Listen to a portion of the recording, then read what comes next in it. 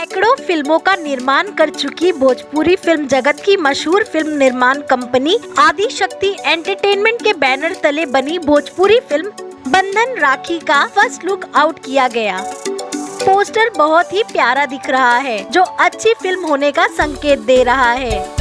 Poster में ज्यादा लोगों को न दिखा करके 2 लोग को दिखाया गया है, जिसमें अभिनेता यश कुमार को अभिनेत्री ऋचा दीक्षित राखी बांधती नजर आ रही हैं, जो भाई बहन के अटूट प्यार को दर्शा रहा है।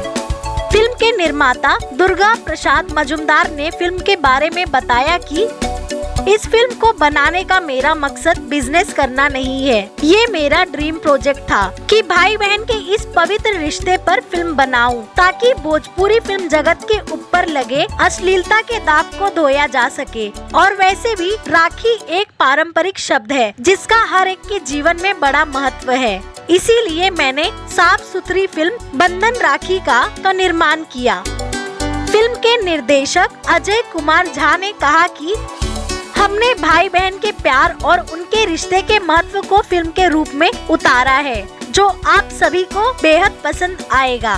भोजपुरी फिल्म जगत में आज भी अच्छी और साफ सुथरी फिल्म बन रही है, जिसका जीता जागता प्रमाण हमारी ये फिल्म है।